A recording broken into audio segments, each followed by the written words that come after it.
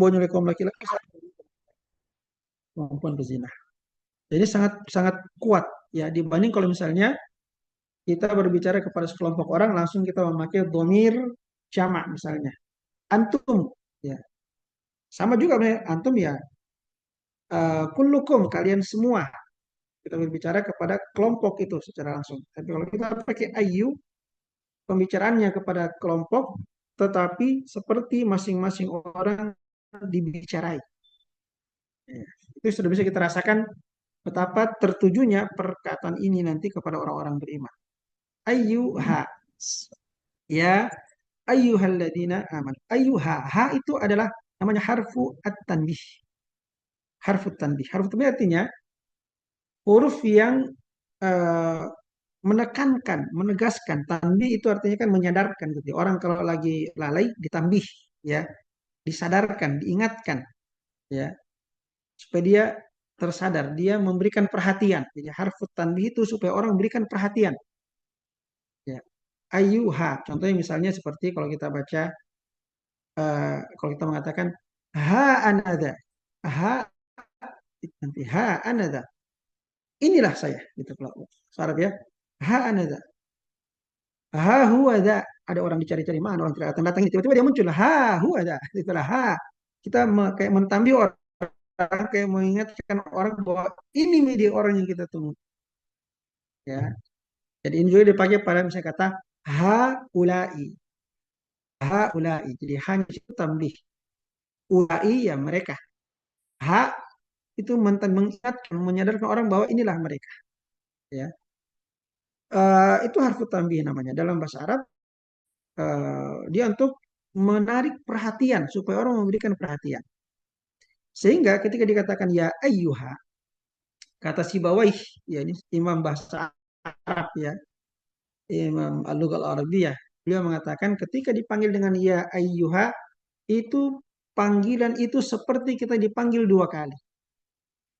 Sudah ada ya-nya di situ, wahai, kemudian ada ha lagi di belakang. Ha yang mentanbih, yang mengingatkan, menekankan, menyadarkan, menarik perhatian. Jadi seperti ada dua kali panggilan, kemudian ayu, seperti setiap kita dibicarai oleh pembicara.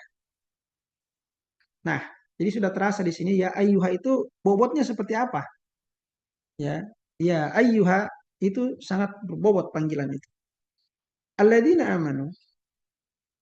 Alladzina ini namanya isim musul. Ya, kalau dalam bahasa Indonesia artinya yang amanu telah beriman. Ya ayyuhalladzina amanu, wahai orang-orang yang telah beriman. Ya, wahai orang-orang yang beriman. Nah, ya ayyuhalladzina amanu.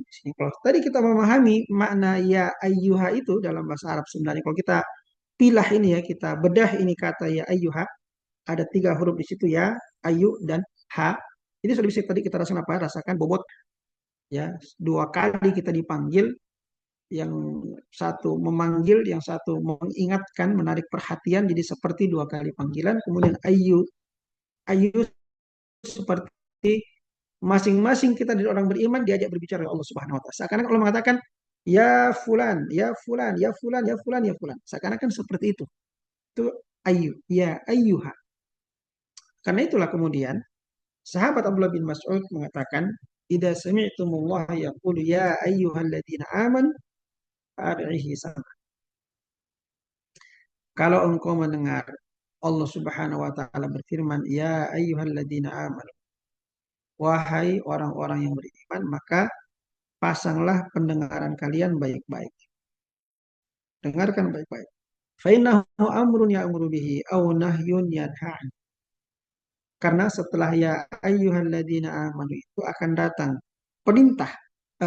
Fa innahu khairun ya'muru bihi, akan datang kebaikan yang dia perintahkan, aw syarrun yanha anhu, atau akan datang keburukan yang dia larang kita dari mengerjakannya. Ya ayyuhalladzina amanu. Mengapa sampai Ibnu Mas'ud mengatakan ini? Kalau Allah mengatakan ya ayyuhalladzina amanu fa'rihi sam'ak. Dengarkan baik-baik. Karena ini memang ya beliau memahami betul, beliau orang Arab asli ya. Ya ayyuhalladzina amanu panggilan yang sangat berbobot ya, bukan panggilan biasa ya fulan ya fulan ya fulan, ya, tapi ya ayyuha, ya, panggilan yang erat, ya, panggilan yang tegas, ya, kepada orang-orang yang beriman. Alladzina amanu, orang-orang yang beriman di sini yang dipanggil oleh Allah Subhanahu wa taala.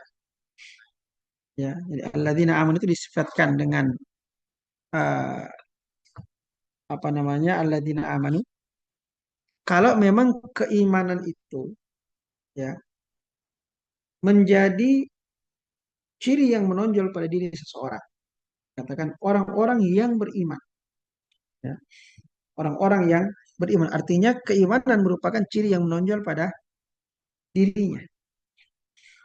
Sehingga ini sebenarnya merupakan satu pemuliaan, tasyrif. Ketika Allah Subhanahu wa taala mengatakan alladzina aman, orang-orang yang beriman.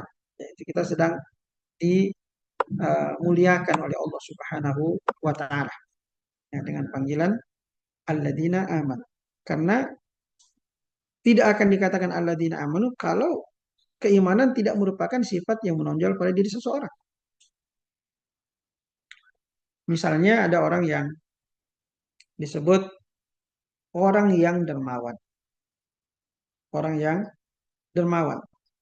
Berarti kedermawanan adalah sifat yang melekat pada dirinya. Sifat yang menonjol. Artinya orang itu sering berderma. Maka dikatakan dermawan. Kalau misalnya cuma sesekali dia berderma, sesekali dia menyumbang, apakah bisa dikatakan dermawan? Tentu tidak, ya, itu tidak makan. Karena dia belum merupakan satu sifat yang menonjol pada dirinya. Ya, dikatakan orang yang dermawan jika kedermawanan memang merupakan sifat yang menonjol. Sehingga dia disifatkan dengannya. Disifatkan sebagai orang yang dermawan. Demikian pula keimanan. Disifatkan sebagai orang beriman ketika keimanan itu merupakan ciri yang menonjol pada diri orang tersebut. Ya ayyuhalladzina amanu, wahai orang-orang yang telah beriman. Kutiba alaikumusiyam. Kutiba dalam bahasa Arab artinya telah ditulis. Ya. Kata bayak itu bukan menulis, ya. Kutiba ditulis. Nah, ini kata kerja. Kalau dalam istilah kita kata kerja bentuk pasif. Kata kerja bentuk pasif. Kalau dalam istilah para ulama, al-fi'lul ladzi lam yusamma fa'iluh. Al-fi'lul ladzi lam yusamma fa'iluh. Kata kerja yang tidak disebutkan fa'ilnya. Ya, tidak disebutkan siapa yang melakukan pekerjaan itu. Kalau istilah orang sekarang, al-fi'lul mabni lil majhul. Ya, itu kurang. Itu yang istilah yang populer, ya, al-fi'lul mabni lil majhul. Kata kerja untuk yang majhul, yang tidak diketahui. Kalau istilah ulama dulu lebih beradab sebenarnya, ya. Karena kalau ini dari Allah Subhanahu wa taala kan tidak terlalu bagus kita bilang al-majhul, ya. Allah itu tidak terlalu bagus dikatakan begitu. Tapi kalau dikatakan al-fi'lul ladzi lam yusamma fa'iluhu, nah ini lebih beradab. Kata kerja yang tidak disebutkan siapa pelakunya. Kutibah, diwajibkan. Kutibah dituliskan. Maksudnya dituliskan sudah ditetapkan, ya, artinya diwajibkan. Jadi maksud daripada kata kutiba adalah diwajibkan, karena Allah sudah menetapkan, sudah dituliskan bahwasanya puasa harus dikerjakan oleh orang-orang mukmin. Kutiba alaikum siyam, kutiba alaikum, diwajibkan atas kalian, asyamu, berpuasa.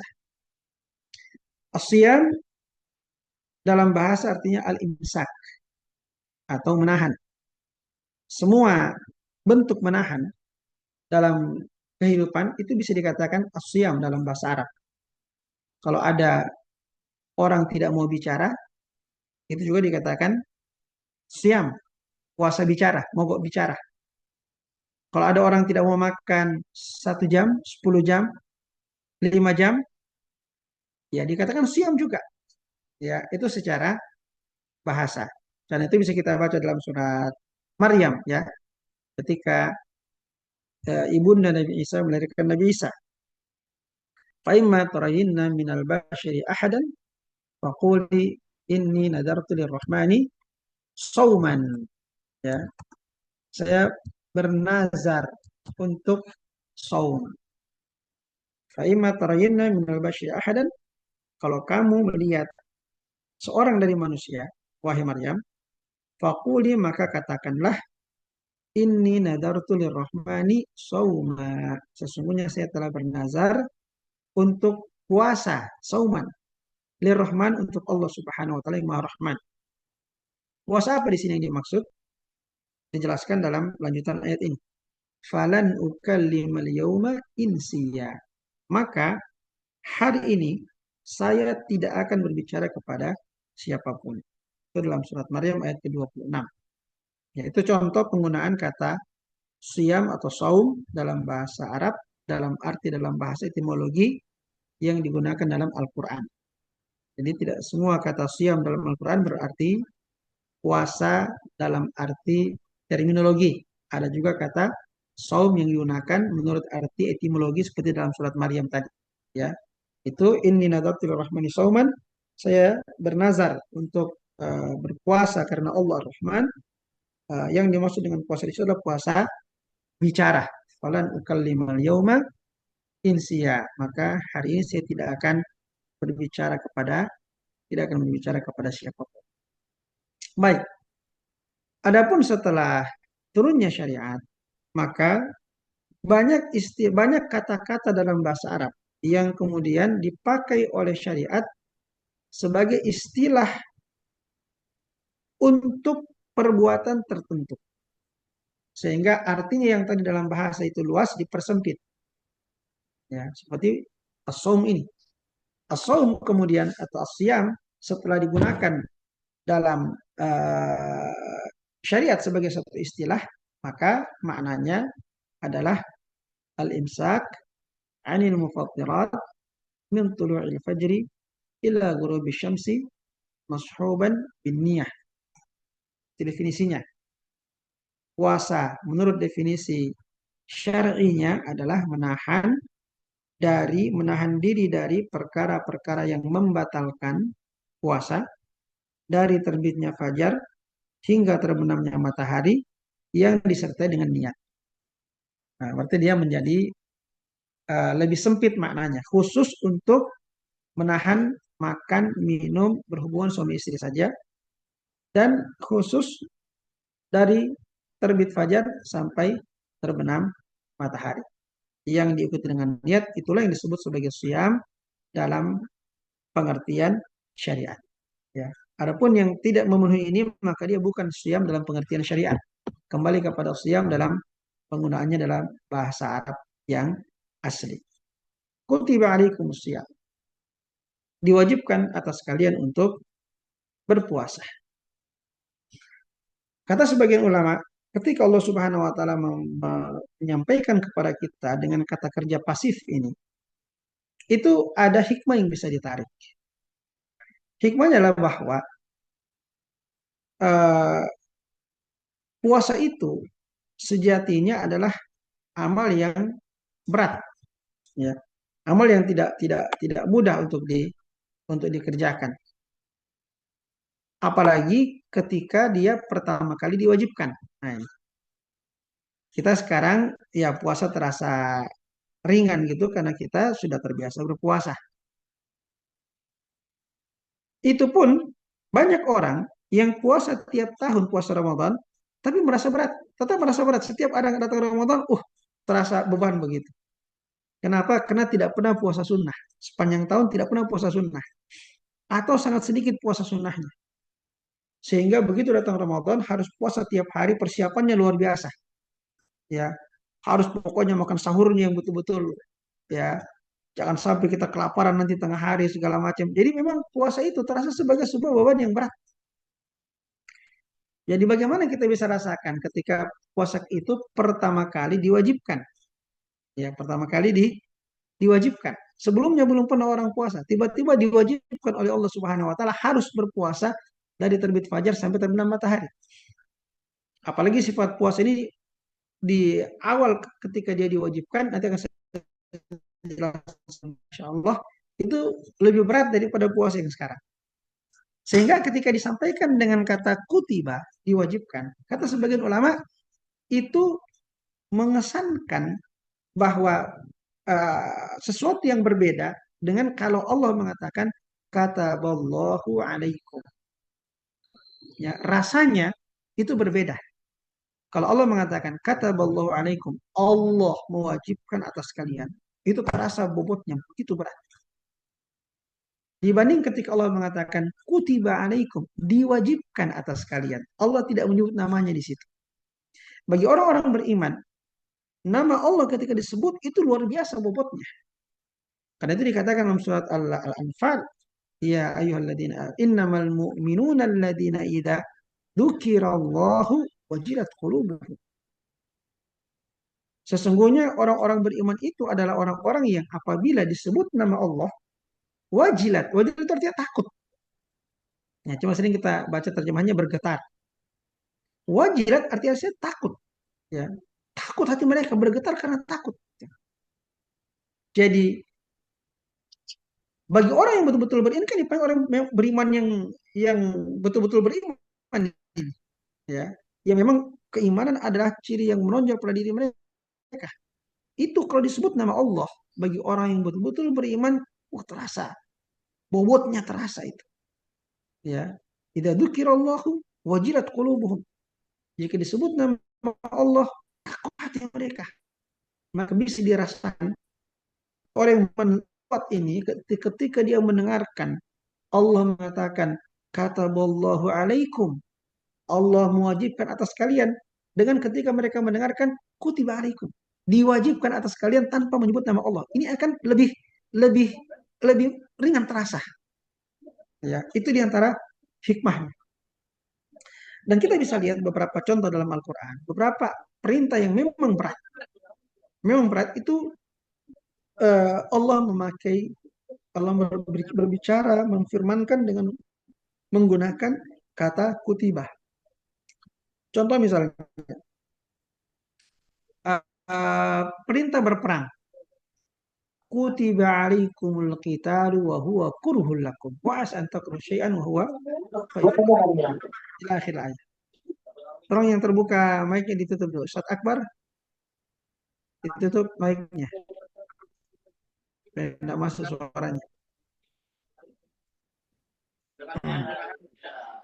Ustaz Akbar. Ustaz Akbar tolong ditutup mikrofonnya supaya tidak masuk suara. Ya, syukran, syukran. Baik. Jadi apa tadi kutiba alaikum, ya. Ya akan bagi orang beriman dan mereka memang paham bahasa Arab. Ini kutiba alaikum itu lebih mudah, lebih ringan terasa dengan kalau kata Allahu alaikum. Karena itu tadi perintah berperang. Perang itu berat. Perintahnya datang dalam bentuk kutiba alaikumul qital. Diwajibkan atas kalian berperang. Ini saja sudah berat ini perang ini. Kalau ditambah lagi dengan disebut nama Allah di situ, semakin luar biasa bobotnya. Allah memerintahkan qisas misalnya. Kutiba alaikumul qisasu fil qatl. Ya, kutiba alaikumul qisasu ya ayyuhalladzina amanu kutiba alaikumul qisasu fil qatl.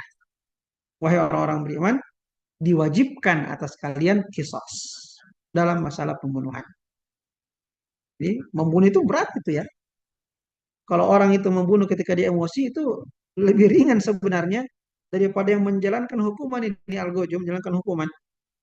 Dia menjalankan hukuman dalam keadaan dia tidak emosi untuk membunuh itu luar biasa beratnya itu. Ya, dibanding dengan si pembunuh itu sendiri ketika dia membunuh dia sedang emosi memang tidak ada pikirannya itu. Tapi algojo yang menjalankan hukuman itu harus memenggal kepala orang sementara dia tidak punya masalah dengan orang ini ya. Dia tidak ada kemarahan kepadanya itu luar biasa berat. Maka dengan kata kerja pasif kutiba itu bobotnya terasa lebih ringan dibanding ketika disebut nama Allah bagi orang-orang yang beriman. Kutiba alaikumusiyam. Diwajibkan atas kalian berpuasa. Kama kutiba alal ladzina min qablikum. Sebagaimana telah diwajibkan kepada orang-orang sebelum kalian. Kama kutiba 'alal ladzina min qablikum. Nah, kama kutiba sebagaimana diwajibkan kepada orang sebelum kalian. Artinya sama ya. Kalian harus berpuasa sama seperti orang sebelum kalian berpuasa. Siapa orang sebelum kita? Ulama tafsir mengatakan ahli kitab, al-Yahud wan Nasara. Apanya yang sama?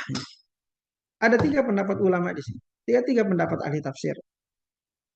Kutiba alaikumusiyam kama kutiba ala ladzina min qablikum. Sebagaimana diwajibkan kepada orang-orang sebelum kalian, maksudnya yang sama adalah kewajiban puasanya. Sebagaimana umat sebelum kalian wajib berpuasa, maka kalian juga wajib berpuasa. Ini yang pertama, penafsiran yang pertama. Yang disamakan adalah kewajibannya. Penafsiran yang kedua mengatakan yang disamakan adalah waktunya. Ya. Diwajibkan atas kalian berpuasa pada waktu yang sama sebagaimana diwajibkan kepada orang-orang sebelum kalian. Abdullah bin Abbas mengatakan puasanya ahli kitab dahulu itu pada yang diwajibkan pada mereka puasa hari Asyura.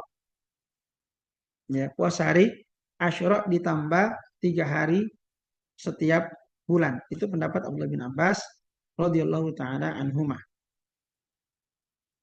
Sehingga puasa yang pertama diwajibkan kepada kaum muslimin itu adalah puasa seperti puasanya orang-orang ahli kitab. Hanya pada hari Asyura diwajibkan berpuasa dan pada 3 hari setiap bulannya. Itu yang diwajibkan awalnya. Jadi belum ayat ini kutiba alaikum ini belum memerintahkan puasa Ramadan. Puasa Ramadan nanti pada ayat ke-185 nanti. Di situ baru perintah puasa Ramadan. Belum perintah berpuasa pada bulan Ramadan. Jadi ini tafsiran yang kedua, kama 10 Muharram ya, dan pada 3 hari setiap bulannya. Itu pendapat sahabat Abdullah bin Abbas radhiyallahu taala anhuma. Karena itu kaum muslimin puasa yang pertama dikerjakan kaum muslimin puasa ini, belum puasa Ramadan, tapi puasa 10 Muharram. Awalnya puasa Asyura hukumnya wajib. Sebagian ulama mengatakan cuma itu. Ini ada dua pendapat juga di sini. Sebagian ulama mengatakan puasa yang diwajibkan seperti puasa ahli kitab ada puasa Asyura saja. Tapi sahabat Abdullah bin Abbas mengatakan puasanya adalah Asyura ditambah puasa 3 hari setiap bulan. Ini penafsiran yang kedua. Penafsiran yang ketiga mengatakan yang disamakan adalah cara berpuasanya. Jadi kama kutiba 'ala ladzina min qablikum. Diwajibkan atas kalian berpuasa sebagaimana cara berpuasanya umat sebelum kalian. Nah, bagaimana cara mereka berpuasa? Ahli kitab puasanya dulu. Kalau dia berpuasa sama dari terbit fajar berpuasa sampai terbenam matahari. Yang berbeda mulainya, permulaannya. Ujungnya sama, berbuka pada terbenamnya matahari. Kapan mulai puasa? Dahulu puasa dimulai setelah bangun dari tidur malam. Jadi misalnya kita tidur malam, bangun jam 12 malam. Kapan terbangun jam 12 malam, maka mulai jam 12 malam sudah harus menahan. Sudah tidak boleh makan, tidak boleh minum, tidak boleh berhubungan suami istri. Itu puasa mereka dahulu. Orang-orang ahli kita. Kalau ketiduran habis maghrib, misalnya, habis maghrib ketiduran. Pas Isya terbangun, itu sudah harus mulai menahan. Jadi ini puasa yang pertama memang sangat berat ini. Ya, jadi bisa kita bayangkan bagaimana beratnya puasa itu. Ini pendapat yang ketiga, ya disamakan cara berpuasanya. Dan ini yang pertama kali juga dikerjakan kaum muslimin. Sampai nanti ada kisahnya kita akan nanti bahas di ayat wahilla lakum la yatasyami arrafatu lansikum juga pada ayat wa kulu washrabu hatta yatabayyana lakumul khaytul abyadu minal khaytil aswadi minal fajr. Itu kan ada sababun nuzulnya. Ya, sababun nuzulnya terkait dengan cara puasa ini. Karena awalnya puasa diwajibkan kalau sudah tidur malam, ketika bangun sudah harus mulai menahan sampai terbenam lagi matahari. Lalu kemudian itu dihapus diganti dengan wa kulu washrabu hatta yatabayyana lakumul khaytul abyadu minal khaytil aswadi minal fajr. Jadi makan dan minumlah sampai jelas bagi kalian perbedaan antara benang putih dan benang hitam. Maksudnya perbedaan antara siang dan malam, yaitu maksudnya waktu fajar. Yang kita kerjakan sekarang ini sudah puasa tahap berikutnya ini. Ya, yang dulu pertama dikerjakan para sahabat sama puasanya ahli ahli kita. Eh, baik, itu tiga pendapat ahli tafsir tentang makna kama kutiba alal ladina min qablikum. Diwajibkan atas kalian berpuasa sebagaimana diwajibkan atas umat sebelum kalian. Ya, jadi saya ulangi lagi pendapat pertama mengatakan diwajibkan kalian berpuasa sebagaimana wajibnya puasa, sebagaimana orang sebelum kalian wajib berpuasa. Kalian wajib berpuasa seperti mereka wajib berpuasa. Yang kedua, kalian wajib berpuasa pada hari Asyura, sebagaimana mereka dulu juga wajib puasa pada hari Asyura. Atau pendapat Ibnu Abbas, kalian wajib puasa pada hari Asyura tambah 3 hari setiap bulan, sebagaimana mereka dahulu juga diwajibkan puasa pada hari Asyura ditambah 3 hari setiap bulan. Dan penafsiran yang ketiga, diwajibkan atas kalian berpuasa dengan cara yang sama dengan cara puasanya ahli kitab sebelumnya. Kutiba alaikumusiyam kama kutiba alal ladina min qablikum. Ini juga ya kata sebagian ulama, ketika Allah Subhanahu wa taala menyampaikan kepada kita bahwa puasa ini sebenarnya adalah ibadah yang juga sudah diwajibkan kepada umat sebelum kita. Ini juga membantu kaum muslimin untuk lebih mudah bisa melaksanakan puasa. Ya, karena terasa bahwasanya ibadah puasa itu bukan hanya beban yang dibebankan kepada kaum muslimin, tapi dia sudah dibebankan pula kepada umat-umat sebelum kita. Ya, berarti ini berarti ibadah umat terdahulu. Masa kita tidak bisa? Ya. Jadi kita termotivasi itu. Umat terdahulu saja bisa melakukan. Masa kita kalah sama umatnya Nabi Musa? Masa kita kalah sama umatnya Nabi Isa? Mereka mampu melakukannya, kita juga harus mampu melakukannya. Sehingga ungkapan ini juga membuat pelaksanaan ibadah puasa itu menjadi lebih lebih mudah. Karena ada motivasi yang kuat dalam diri kita untuk bersaing dan tidak mau kalah dengan umat-umat sebelum kita. Jadi sudah dua di sini. Dari kata kutiba tadi diwajibkan ya dengan tidak menyebut nama Allah di situ sebagai yang mewajibkan membuat kita merasa lebih ringan. Kemudian bahwa ibadah puasa telah diwajibkan kepada umat sebelum kita ini juga memberikan motivasi yang membuat kita lebih ringan menjalankan ibadah puasa. La'allakum tattaqun, supaya kalian bertakwa.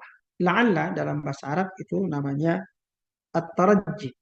Tarajji itu harapan, mudah-mudahan.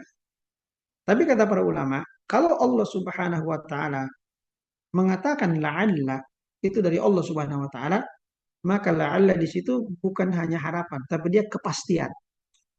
Ya, dia kepastian. Kalau Allah mengatakan la'allakum, maka itu pasti. Ya, kalau kamu berpuasa dengan benar, la'allakum tattaqun, supaya kamu bertakwa, maksudnya kamu pasti akan sampai pada derajat ketakwaan dengan menjalankan kewajiban puasa tersebut. Ini la'allakum kalau dinisbatkan kepada Allah yang mengucapkannya. Tapi kalau manusia mengucapkan la'allakum bi khair, la'allakum thayyib, ya, la'allakum tanjah, itu harapan kita, harapan mudah-mudahan. Ya, tapi kalau Allah Subhanahu wa taala itu satu kepastian. La'allakum tattaqun, supaya kalian bertakwa. Kan itu lebih tepat kalau kita terjemahkan supaya daripada terjemahkan mudah-mudahan. Karena kalau mudah-mudahan dalam bahasa kita itu artinya harapan, ya. Tapi kalau supaya itu tujuan, ya. Jadi terjemahan dengan kata supaya itu lebih tepat sebenarnya daripada menerjemahkan dengan kata mudah-mudahan, ya. Karena untuk Allah Subhanahu wa taala la'alla itu bukan tarajji, bukan harapan tapi kepastian. Maka terjemahan yang lebih tepat adalah diwajibkan atas kalian berpuasa sebagaimana telah diwajibkan kepada umat sebelum kalian supaya kalian bertakwa. Nah, ini menunjukkan bahwasanya tujuan daripada ibadah puasa adalah ketakwaan. Tetapi ini sebenarnya tidak khusus untuk puasa, ya, tidak khusus untuk puasa. Tapi semua ibadah yang kita kerjakan, termasuk puasa, itu tujuannya agar kita sampai pada derajat ketakwaan. Ini bisa kita lihat dalam surah Al-Baqarah, dalam firman Allah Subhanahu di awal-awal surah Al-Baqarah itu Allah berfirman, "Ya ayuhan nasu ubudu rabbakumul ladzi khalaqakum wal ladzina min qablikum la'allakum tattaqun." Ya, wahai sekalian manusia, ubudu rabbakum. Beribadahlah kalian kepada Tuhan kalian. Walladzina alladzina ya ayuhan nasu ubudu rabbakumul ladzi khalaqakum, yang telah menciptakan kalian, walladzina min qablikum, dan telah menciptakan orang-orang sebelum kalian, la'allakum tattaqun, supaya kalian bertakwa. Itu dalam surah Al-Baqarah ayat ke-21. Ya, Al-Baqarah ayat 21. Di situ Allah mengatakan, Allah berfirman, ya ayyuhan nasu u'budu, beribadahlah kalian. Apa tujuannya? La'allakum tattaqun, supaya kalian bertakwa. Maka dapat kita simpulkan bahwasanya semua ibadah, di antaranya adalah puasa, semuanya bertujuan agar kita menjadi orang-orang.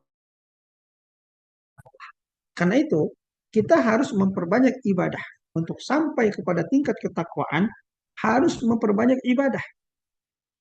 Baik itu puasa maupun ibadah-ibadah yang lain. Karena tadi firman Allah dalam surah Al-Baqarah tadi, ayat 23 tadi, "U'budu rabbakum." Ya, sembahlah atau beribadahlah kepada Tuhan kalian. Ini kalau kita mau bawa, kita mau kaitkan dengan Ramadan. Ya. Di bulan Ramadan itu Allah Subhanahu wa taala membuka 8 pintu surga. Rasul bersabda, "Wa futtihat abwabul jannati falam tughlaq minha bab." Buka semua pintu surga dan tidak satupun pintu yang ditutup. 8 pintu surga dibuka semuanya. Satu pintu surga namanya pintu Ar-Rayyan. Ya, Ar-Rayyan. Pintu Ar-Rayyan itu adalah untuk para ahli puasa. Di Ustaz chat. Abdullah Daud terbuka mikrofonnya, tolong ditutup Ustaz Abdullah Daud supaya tidak masuk suara dari luar. Mikrofonnya ditutup ya, syukran. Baik. Uh, apa tadi? La'allakum tattaqun, ya, supaya kalian bertakwa. Jadi semua ibadah ini dikaitkan dengan Ramadan. Allah membuka 8 pintu surga. Padahal ada pintu khusus namanya pintu Ar-Rayyan yang disediakan bagi ahli puasa yang menjaga puasa wajib Ramadan dan merutinkan serta memperbanyak serta merutinkan puasa-puasa sunnah. Tapi kenapa Allah Subhanahu wa taala membuka 8 pintu surga? Ya, kira-kira kalau kita pikir logikanya, ini kan bulan puasa. Cocoknya itu yang dibuka pintu puasa. Pintu Sallallahu alaihi wasallam, bahwa bukan hanya Ar-Rayyan yang dibuka, tapi semua pintu surga dibuka. Kalau kita kaitkan dengan firman Allah tadi, "U'budu rabbakumul ladzi khalaqakum wal ladzina min qablikum la'allakum tattaqun," ini berarti kesempatan kita memperbanyak ibadah. Memperbanyak ibadah. Ya. Sehingga pada bulan Ramadan itu yang inti memang adalah puasa. Itu yang wajib. Puasa. Tetapi bukan hanya puasa yang kita kerjakan pada bulan Ramadan. Kita dianjurkan untuk memperbanyak ibadah-ibadah lainnya. Karena bulan ini adalah bulan yang diberkahi, pintu surga dibuka semuanya, ya. Artinya perbanyaklah jenis-jenis amal kita supaya kita berpeluang masuk surga dari 1 dari 8 pintu tadi. Apalagi kalau mungkin bisa dipanggil dari lebih dari 1 pintu. Kalau kita memperbanyak jenis amal, memperbanyak jenis ibadah. Ya. Karena itu untuk sampai pada tingkat ketakwaan, perbanyak jenis ibadah ini. Bukan cuma satu jenis ibadah. Supaya bisa masuk surga dari uh, peluang kita masuk surga bukan hanya dari satu pintu, tapi kita punya peluang dari pintu-pintu yang lainnya. Ya, tentu sangat luar biasa kalau sampai sampai dipanggil dari dua pintu, dari tiga pintu, luar biasa sekali. Mudah-mudahan satu ketika Rasulullah Sallallahu Alaihi Wasallam duduk bersama dengan para sahabat dan beliau bertanya, Man asbaha minkumul yawma sha'iman? Siapa di antara kalian yang hari ini berpuasa? Yang menjawab adalah sahabat Abu Bakar Siddiq radhiyallahu taala anhu. Saya Rasulullah. Oh, ternyata Abu Bakar puasa. Nabi bertanya lagi, Man at'ama minkumul yawma miskinan? Siapa di antara kalian yang sudah memberi makan orang miskin hari ini? Siapa yang jawab? Abu Bakar lagi. Saya Rasulullah. Beliau bertanya lagi yang ketiga, pertanyaan ketiga. Man 'ada minkumul yawma maridan? Siapa di antara kalian yang sudah menjenguk orang sakit hari ini? Ternyata Abu Bakar lagi yang menjawab. Saya Rasulullah. Pertanyaan keempat. Manittaba minkumul yawma janazatan. Siapa di antara kalian yang mengantar jenazah pada hari ini? Lagi-lagi yang menjawab Abu Bakar Siddiq. Luar biasa beliau ini. Ya, dalam suatu hari sudah berbagai jenis amal soleh yang beliau kerjakan. Baik itu amal pribadi ataupun amal yang bermanfaat bagi orang lain, amal sosial. Puasa kan amal pribadi kan. Memberi makan orang miskin, amal sosial, bermanfaat bagi orang lain. Menjenguk orang sakit, amal sosial, bermanfaat bagi orang lain. Mengantar jenazah, ini bisa amal pribadi mengingatkan diri akan kematian, bisa juga masuk amal sosial, istilahnya membantu meringankan beban orang yang berduka karena kita juga seperti merasakan dukanya. Sehingga satu ketika sahabat yang mulia pernah bertanya kepada Rasulullah Sallallahu Alaihi Wasallam, ya Rasulullah, ayu doa ahadun min jami' abwabil jannah? Adakah orang yang dipanggil nanti di hari kiamat dari semua pintu surga? 8 pintu surga semua panggil dia. Kata beliau ada. Dan saya berharap engkaulah orangnya. Ya. Jadi beliau berpeluang dipanggil dari semua pintu surga. Kenapa? Memperbanyak jenis-jenis amal soleh. Jenis-jenis ibadah. Baik itu ibadah yang bermanfaat bagi diri sendiri saja. Ataupun ibadah yang bermanfaat juga bagi orang lain. Nah sehingga la'allakum tattaqun di sini. Kalau kita bawa kepada surah Al-Baqarah. Ya. Ya ayuhan nasyu'budu rabbakum alladzi khalaqakum walladzina min qablikum la'allakum tattaqun. Berarti kalau mau jadi orang bertakwa, mau dipanggil dari semua pintu surga, perbanyaklah ibadah. Apa yang kita perbanyak? Jenisnya kita perbanyak. Kemudian dari masing-masing jenis perbanyak jumlahnya. La'allakum tattaqun. Supaya kalian bertakwa. Apa itu takwa? At-taqwa dalam bahasa Arab artinya ittikhadul wiqayah. Ittikhadu al-wiqayah. Membuat pelindung. Ya, dari kata ittaqa yattaqi. Membuat pelindung. Pelindung dari apa? Pelindung dari azab Allah Subhanahu wa taala. Ittikhadul wiqayati min adabillahi taala. Orang yang bertakwa adalah orang yang membuat pelindung bagi dirinya supaya dia tidak tersentuh oleh azabnya Allah Subhanahu wa taala. Pertanyaannya, siapakah yang bisa melindungi seseorang dari azab Allah? Ya, tidak ada. Tidak ada satupun yang mampu melindungi orang dari azab Allah Subhanahu wa taala kecuali Allah sendiri. Hanya Allah sendiri yang bisa melindungi seseorang dari siksanya. Karena itu, orang yang bertakwa pada Allah Subhanahu wa taala adalah orang yang membuat bagi dirinya pelindung, menjadikan pelindung bagi dirinya dari siksa neraka, dan pelindung itu sendiri adalah Allah Subhanahu wa taala. Sehingga tadi orang bertakwa adalah orang yang banyak bertakarrub kepada Allah Subhanahu wa taala karena dia berharap Allah akan melindungi dia dari siksaannya. Takwa sendiri itu banyak uh, banyak penafsirannya, apa definisi takwa.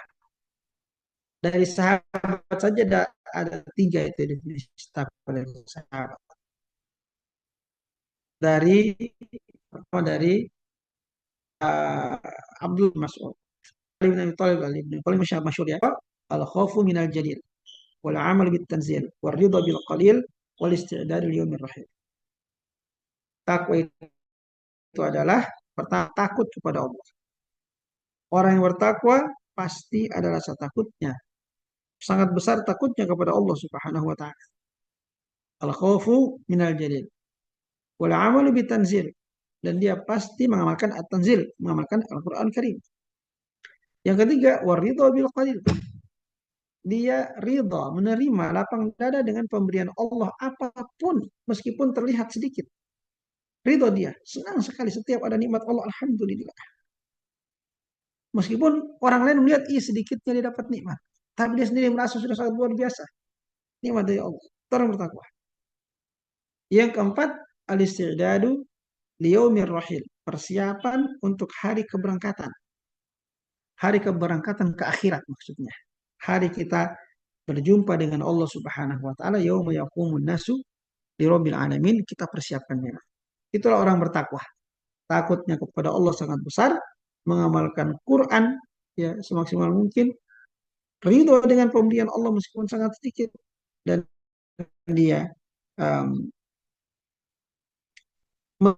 mempersiapkan dirinya untuk hari dibangkitkannya dia untuk berhadapan dengan Allah Subhanahu wa taala sebagai bentuk pertanggungjawabannya kepada Allah Subhanahu wa taala. Itu definisi pertama dari Ali bin Abi Thalib. Ada juga definisi dari sahabat Ubay bin Ka'ab radhiyallahu anhu yang ditanya oleh Amirul Mukminin Umar bin Khattab radhiyallahu anhu. Umar pernah bertanya kepada Ubay, apa itu takwa? Maka Ubay mengatakan, wahai Amirul Mukminin. Dia balas dengan pertanyaan, wahai Amirul Mukminin, kalau Anda melewati satu jalan yang penuh dengan duri, apa yang akan Anda lakukan? Katanya, saya akan sangat berhati-hati untuk melangkah, memastikan di mana kakiku memijak supaya tidak menginjak duri. Kata Ubay, itulah dia takwa. Ya, takwa. Jadi takwa adalah orang yang berhati-hati dalam kehidupannya, dalam perkataannya, dalam kelakuannya.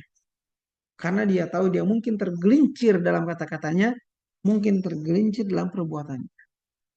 Sehingga dia sangat menjaga kata-kata, ya, dan dia sangat menjaga perbuatannya. Itulah orang yang bertakwa. Ini definisi Ubay bin Ka'ab dan Umar bin Khattab radhiyallahu taala anhum. Dari sahabat Abdullah bin Mas'ud, dia mengatakan, takwa itu adalah an yuta'a wa la yu'sa wa yudhkara wa la yunsa wa yushkara wa la yukfar. Itu kata sahabat Abdullah bin Mas'ud radhiyallahu anhu. Takwa, kata beliau, adalah an yuta'a wa la yu'sa. Bahwa orang yang bertakwa itu Allah ditaati dan tidak akan dimaksiati. Allah ditaati dan tidak akan dimaksiati. Wa yudhkara wa la yunsa. Allah akan diingat terus dan tidak pernah dilupakan. Ingat terus dan tidak pernah dilupakan. Wa yushkara wa la yukfar. Allah itu disyukuri dan tidak mungkin yukfar, apa namanya, dikufuri nikmatnya. Nah, itu ciri orang bertakwa menurut Abdullah bin Mas'ud radhiyallahu taala radhiyallahu taala. Jadi dari sahabat saya ada tiga penafsiran sahabat tentang makna takwa. Inti daripada takwa adalah rasa takut.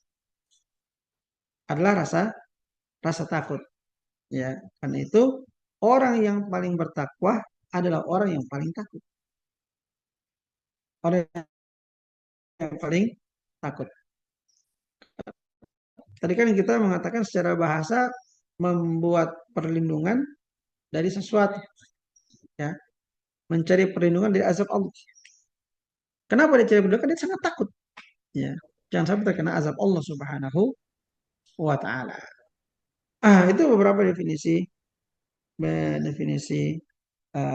takwa yang tadi intinya adalah rasa takut kepada Allah Subhanahu wa taala. Itu intinya ketakwaan. Sehingga yang eh, paling kalau kita mau jadi orang bertakwa, ya kita harus banyak ilmu. Karena Allah berfirman, "Innama yakhsyallaha min ibadihi al-ulama." Yang takut kepada Allah dari para hambanya adalah para ulama. Ulama itu pada umumnya mereka adalah orang yang takut kepada Allah Subhanahu wa taala. Pada umum ada memang ulama yang su, tapi jika dibandingkan ulama yang baik sangat sedikit ulama su itu. Banyakan ulama adalah orang-orang yang baik, yang takut pada Allah, yang dekat dengan Allah Subhanahu wa taala. Nah, karena itu tadi kalau mau jadi orang bertakwa, inti ketakwaan adalah rasa takut, maka tuntutlah ilmu agama sebanyak-banyaknya karena Allah sudah berfirman, sesungguhnya yang takut kepada Allah di antara hamba-hambanya adalah al-ulama. Al-ulama adalah orang yang paling takut tadi, paling bertakwa berarti paling takut sama Allah. Kenapa dikatakan ulama? Karena banyak ilmunya. Ya, sehingga kalau kita mau jadi orang yang takut pada Allah, perbanyaklah ilmu agama. Ya, banyak belajar agama. Ada taklim-taklim, apalagi sekarang masa online mudah. Ikuti taklim-taklim itu. Tarbiyah-tarbiyah, ya, ikuti tarbiyah. Setiap kita harus punya tarbiyah. Di mana saja ada kesempatan mendengarkan agama dibahas, maka usahakan kita bisa berada di dalamnya supaya kita menjadi alim. Yang ketika sudah menjadi alim akan tumbuh rasa takut dalam hati kita kepada Allah Subhanahu wa taala. Ini ayat yang pertama, kutiba alaikumus syamu kama kutiba alal ladzina min qablikum la'allakum tattaqun. Ayat berikutnya ayyaman ma'dudat. Faman kana minkum maridan aw ala safarin fa'iddatu min ayyamin ukhra. Di Ustadz Edianto di Biak sudah azan belum? Belum Ustaz. Belum ya? Ustadz Firman di Ambon belum azan? Belum Ustaz. Belum ya? Ternate belum ya juga sama Riono? Belum Ustaz, belum. Belum aja. Masih Berapa menit sekitar ya? 30 menit lagi Ustaz. Di Berapa? Ternate, di Ternate sekitar 30 menit lagi. 30 menit ya. Oh iya, pasti masih bisa kita 12.40 Ustaz di Ambon 12.40. Ambon 12.40. Oh iya. Baik. Kalau gitu kita masih bisa 10 menit lah ya. Mungkin juga ada tanya jawabnya. Ini juga tinggal sedikit ayaman ma'dudat. Artinya hari-hari ma'dudat yang dapat dihitung. Ma'dud artinya ada ya'udu adan. Ma'dud yang dihitung, bisa dihitung. Kenapa dikatakan bisa dihitung? Karena sedikit. Nah, karena kalau banyak tidak bisa dihitung kan gitu. Itu maksudnya. Ayaman ma'dudat itu arti harfiahnya hari-hari yang dapat dihitung. Maksudnya hanya sedikit harinya, tidak banyak. Maka ungkapan dalam bahasa Arab ketika dikatakan syai'un ma'dud artinya sesuatu yang sedikit itu. Contoh misalnya antum baca dalam surat Yusuf ya. Ketika Nabi Yusuf dijual sama kafilah yang ambil pungut dia dari sumur kan. Wa syarauhu bithamanin bakhsin darahima ma'dudah wa kanu fihi minaz zahidin. Ya. Wa syarauhu bithamanin bakhsin dan mereka menjualnya dengan harga murah. Darahima ma'dudah dirham yang sedikit. Sedikit dirham murah harganya. Antum baca juga dalam surah Al-Baqarah uh, firman Allah Subhanahu wa taala tentang perkataan orang-orang Yahudi Ya, ketika diancam mereka, kamu nanti akan masuk neraka, sering membangkang, kau akan masuk neraka. Apa kata mereka? وَقَالُوا لَن تَمَسَّنَا النَّارُ إِلَّا أَيَّامًا مَعْدُودَةً. Nah, gitu kata mereka ya. Dia bilang, lan tamassanan naru. Kami tidak akan disentuh neraka. Illa ayyaman ma'dudah. Kecuali hari-hari yang sedikit saja. Berapa hari di itu neraka. Sudah keluar lagi. Maka ungkapan ma'dud itu artinya sedikit. Nah, ayyaman ma'dudah. Ayyaman ma'dudah. Diwajibkan puasa kan. Orang beriman kamu wajib puasa seperti orang sebelum kamu pada hari-hari yang sedikit saja. Ayyaman ma'dudah. Di sini lagi-lagi mengesankan. Ketika kita diberitahu, kamu wajib puasa ya, tapi cuma berapa hari saja. Maka ada rasa apa? Ada perasaan, Masya Allah, insya Allah mudah. Ya. Jadi sudah banyak di sini faktor-faktor bagaimana Allah mewajibkan puasa ini kepada orang beriman, yang memang sejatinya itu puasa sangat berat ya, apalagi pertama kali dikerjakan. Tapi dengan dengan penyampaian ini, orang-orang beriman bisa termotivasi dan merasa ini insya Allah tidak berat. Ya. Ayaman ma'dudat. Cuma berapa hari saja. Faman ayaman ma'dudat. Faman kana minkum maridan aw ala safarin fa'iddatun min ayyamin ukhra. Faman kana minkum maridan, maka siapa di antara kalian yang sakit, aw ala safar, atau dalam keadaan musafir, fa'iddatun, maka sejumlah bilangan, ya, maksudnya sejumlah bilangan hari yang kamu tidak puasa. Itu mahdhuf istilahnya. Sudah dimaklumi itu. Ya, fa'iddatun maksudnya sejumlah bilangan apa? Sejumlah bilangan hari yang kamu tidak puasa. Berpuasalah min ayyamin ukhar, pada hari yang lain di luar Ramadan nanti. Nah, di sini ada keringanan. Boleh tidak puasa kalau orang itu sakit atau orang itu musafir. Sakit yang bagaimana yang orang boleh tidak puasa? Ulama kita menyebutkan ada 3 keadaan sakit yang membolehkan tidak puasa. Yang pertama, orang yang sakitnya itu memberatkan dia puasa, maka dia boleh tidak puasa. Yang kedua, mungkin agak ringan dia puasa, tapi kalau dia puasa akan memperparah sakitnya, maka ini boleh tidak puasa. Yang ketiga, mungkin dia bisa puasa, tapi jika dia puasa akan memperlambat kesembuhannya, ini juga boleh tidak puasa.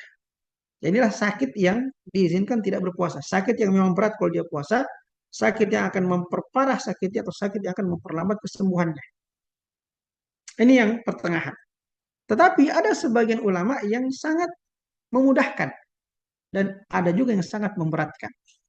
Dari para salaf misalnya, dari kalangan tabi'in, ada yang sangat mudah seperti Atha bin Abi Rabah rahimahullah dan Muhammad bin Sirin.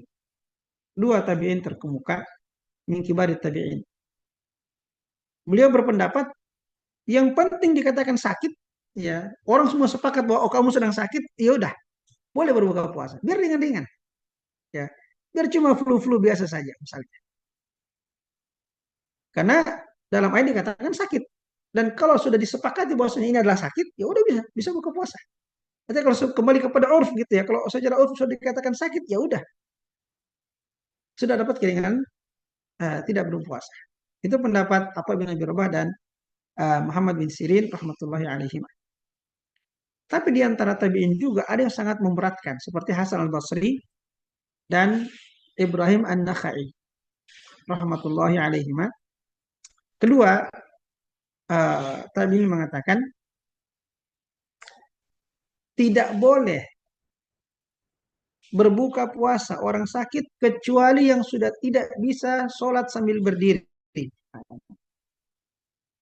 Jadi kalau masih bisa sholat berdiri, kalau sakit yang orang masih bisa sholat berdiri, menurut Hasan al-Basri dan Ibrahim an-Nakhai, itu belum boleh berbuka puasa. Kalau masih bisa sholatnya, ini dua pendapat ekstrim ini. Dua pendapat yang ekstrim, yang kebanyakan ulama pakai ada yang pertengahan tadi. Ya, 3 tadi, yang berat sakitnya kalau berpuasa, atau memperlambat kesembuhannya, atau memperparah sakitnya, itu yang boleh berbuka puasa. Faman kana minkum maridan aw ala safarin aw ala safar atau dalam keadaan musafir. Ala safar itu menunjukkan dia memang dalam keadaan musafir. Ya. Ini agak panjang penjelasan musafir, nanti mungkin diingatkan pekan depan saya bahas insya Allah. Ini waktunya sudah sempit ya. Ini agak panjang sedikit pembahasannya. Akan saya bahas hal terkait dengan musafir. Kaitannya dengan tidak berpuasa. Fa'iddatun min ayyamin ukhar, maka dia wajib mengganti pada hari-hari yang lain. Faman kana minkum, di sini kata sebagian ulama, faman kana minkum. Siapa di antara kalian? Nanti di ayat setelahnya, di ayat syahrul Ramadan itu, Allah berfirman, wa man kana maridhan. Tidak pakai minkum lagi. Ya kan? Faman kana minkum di 184, nanti di 185 ya. Di ayat syahrul Ramadan itu, wa man kana maridhan. Wa man kana maridhan, tidak pakai minkum. Apa hikmahnya? Di ayat 184 itu, minkum karena Allah berbicara tentang kewajiban puasa seperti wajibnya puasanya. Maka kata minkum di situ mempertegas bahwa rukhsah ini, keringanan ini, orang yang sakit dan musafir yang boleh tidak puasa itu adalah keringanan untuk kalian kaum muslimin. Maka dikatakan famangkana minkum. Siapa di antara kalian wahai orang-orang beriman, orang Islam yang sakit, yang musafir boleh tidak puasa. Kalau di situ tidak pakai minkum, misalnya di luar Al-Qur'an dikatakan famangkana maridhan, itu bisa dipahami bahwa barang siapa yang sakit dari ahli kitab. Gitu. Karena sebelumnya kan ayatnya orang beriman kamu wajib puasa seperti ahli kitab sebelummu. Maka tanpa pakai minkumnya, siapa yang sakit atau musafir dia bisa tidak berpuasa. Bisa dipahami bahwa mungkin ini maksudnya orang ahli kitab sebelum kita. Maka dengan adanya kata minkum di situ itu mempertegas bahwa keringanan ini rukhsahnya adalah untuk orang-orang yang beriman. Ya, itulah dia beberapa pelajaran yang dapat kita ambil dari dua ayat ini. Insya Allah kita akan lanjutkan pekan depan ya. Nanti diingatkan ya saya bahas musafir tadi karena ini waktunya tidak cukup panjang lagi untuk menjelaskan tentang hukum-hukum terkait musafir. Baik, kalau ada yang ingin bertanya sebelum kita tutup, saya persilahkan.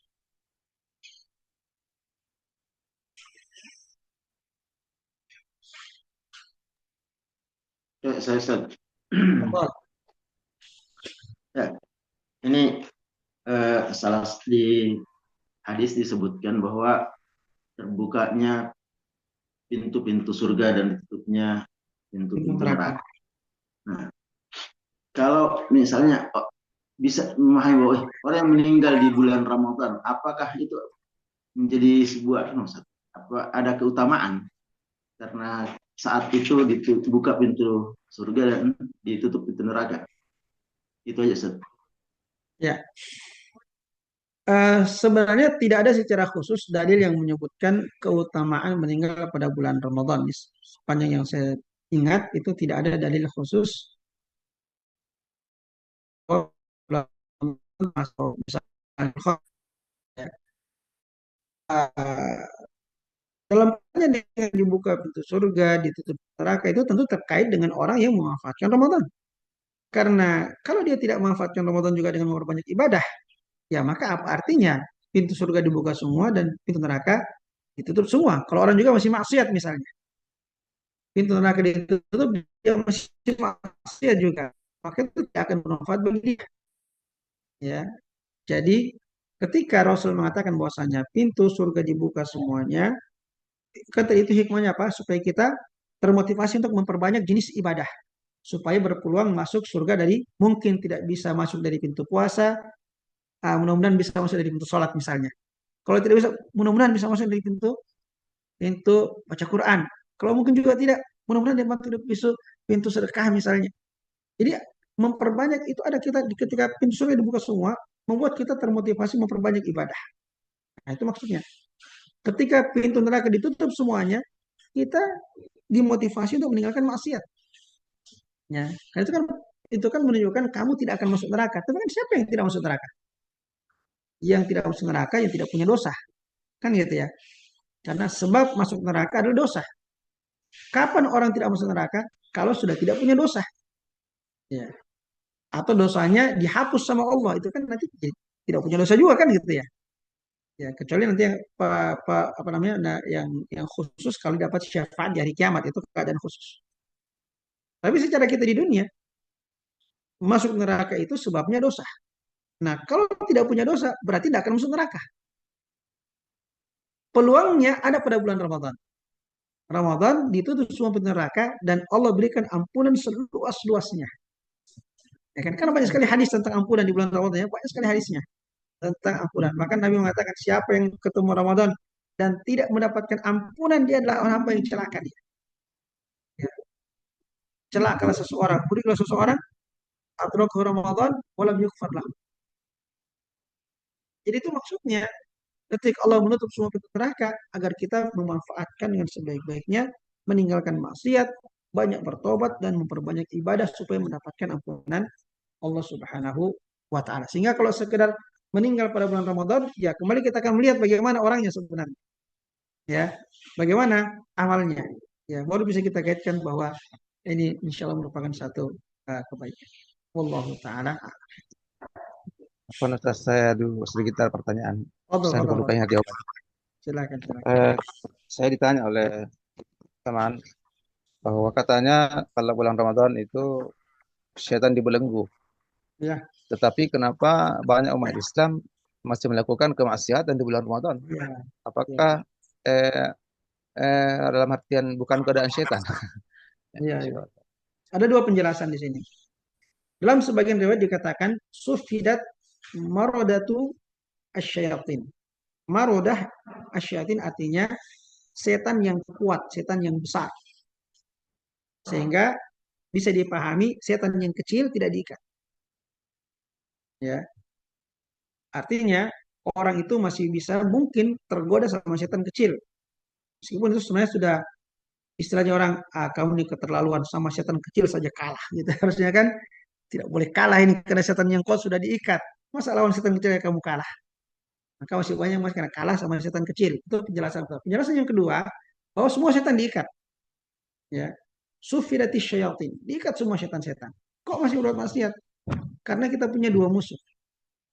Musuh eksternal dan musuh internal. Eksternal adalah tadi setan, kan diikat semua. Masih ada musuh internal namanya hawa nafsu.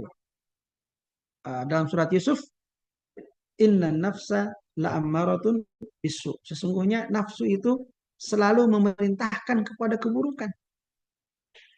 Nah, jadi kalau orang masih berbuat maksiat di bulan Ramadan, berarti dia masih kalah sama hawa nafsunya. Memang setan sudah diikat. Tapi nafsunya yang selalu memerintahkan kepada keburukan belum mampu ditundukkan. Sehingga dia masih berbuat maksiat.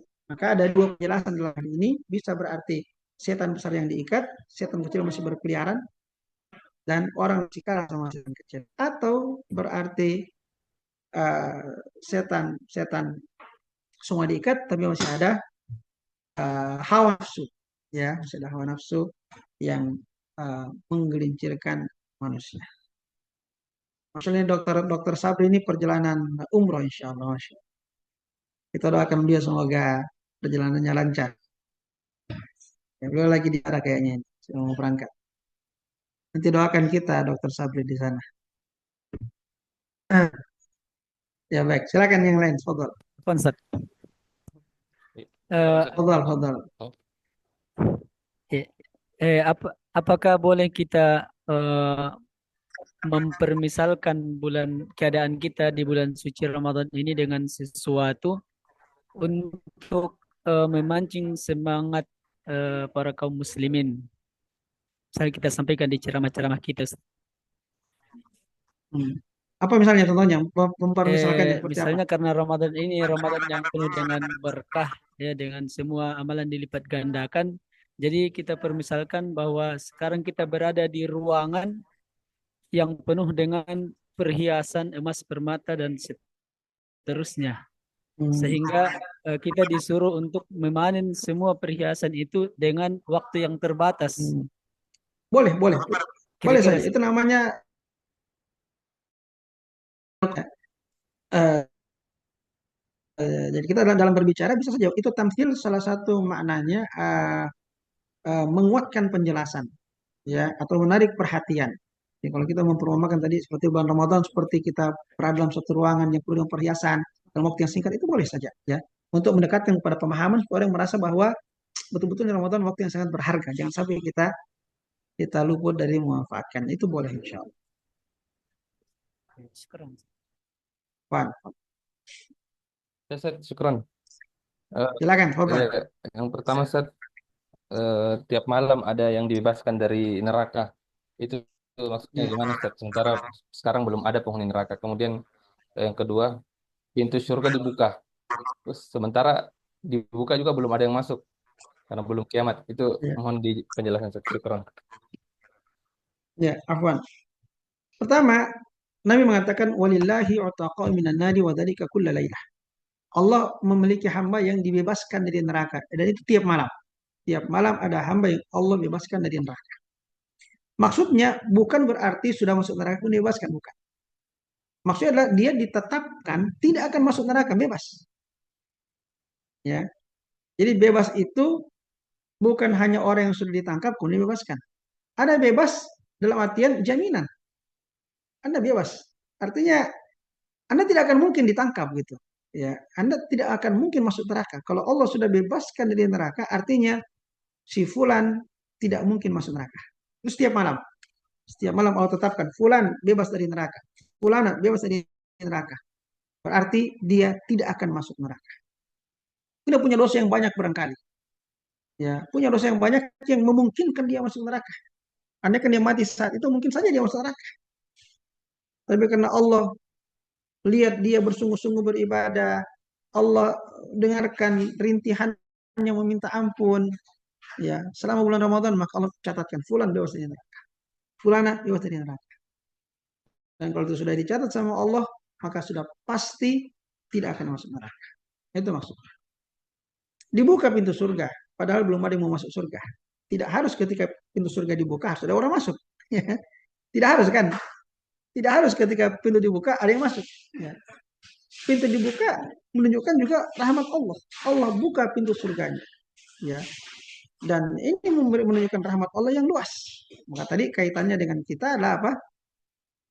Beribadahlah banyak-banyak supaya kita berpeluang masuk ke pintu surga yang salah satu dari pintu surga yang ada. Perbanyak ibadah kita. Karena kita tidak tahu dari ibadah yang mana kita akan masuk surga. Ya, mungkin ibadah ini ada banyak kekurangannya, ibadah B banyak kekurangannya, mungkin ibadah C yang di situ mungkin peluang kita. Maka itu maksud dibukanya pintu. Betul-betul Allah buka pintu surganya. Ya, dan itu menunjukkan bahwa kita diberi kesempatan untuk memperbanyak uh, perbanyak ibadah-ibadah. Allah taala. Syukron, Ustaz. Syukron. Satu lagi, Ustaz. Terkait umroh di bulan Ramadan yang Nabi bilang umroh bersama saya. Apa haji seperti haji bersama saya. Kalau haji kita sudah paham, Ustaz. Tapi ada bersama ma'i itu bersama saya. Apa keutamaan khusus orang yang berhaji bersama Rasul sallallahu Syukur, Ustaz. Allahumma shalli ala Muhammad. Afwan, iya. Secara khusus artinya pahalanya saya juga belum dapatkan. Tetapi jelas orang yang berumrah bersama dengan Nabi punya keutamaan. Ya, pertama kedekatan dengan Nabi, ya, bisa melihat apa yang Nabi kerjakan, bagaimana beliau berumrah, ya, apa yang beliau tinggalkan, ya, uh, macam-macam ya. Kalau kita bersama dengan Nabi, orang tentu sangat menginginkan dekat dengan Rasulullah Shallallahu Alaihi Wasallam, sehingga uh, yang tidak pernah haji bersama dengan Nabi, ya, bisa memiliki nilai seperti orang yang berhaji dengan Nabi ketika dia berumrah pada bulan Ramadan. Ya, kita memang tidak tahu apa keutamaan pahalanya seperti apa yang khusus, tapi yang jelas kita tahu bahwasanya orang yang berhaji dengan Nabi punya banyak keutamaan. Dan mudah-mudahan keutamaan seperti itu yang kita dapatkan ketika kita berumrah pada bulan Ramadan. Wallahu taala. Jazakumullah khairan. Ya. Afwan Ustaz. Ya, tafadhal, tafadhal. Silakan. Syukran, Ustaz. Assalamualaikum warahmatullahi Waalaikumsalam. wabarakatuh. Langsung saja mungkin Ustaz, waktu juga. Ini terkait dengan program nasional untuk di halakah kita, GSD dan GDR. Mungkin butuh kita kembali dikuatkan karena ini sudah waktunya di masuk pekan kedua Ramadan kita. Terutama GSD yang sudah harus segera dilaporkan, kemudian juga GDR kita supaya memang sebagaimana yang sudah ditetapkan 500 mungkin ya bagi sebagian orang berat, tapi juga sebagian orang juga ringan mungkin. Mungkin ini di momen ini bisa dikuatkan untuk kita semua. Syukran Ustaz. Oh ya, Pak Afan. Ya, ini saya lupa ini mau sampaikan ini ya. Dari rencana mau sampaikan sebelumnya tapi lupa. Ya. Jadi memang kita ingatkan ya, amanah kita, amanah GSD. Saya kira bulan Ramadan ini salah satu momen ya. Karena kita sering ke masjid, juga banyak orang ke masjid. Kesempatan kita bisa kenalan-kenalan nih dengan orang masjid ini ya. Apalagi remaja-remaja, anak-anak muda ya. Kesempatan kita lihat siapa yang selama Ramadan dia rajin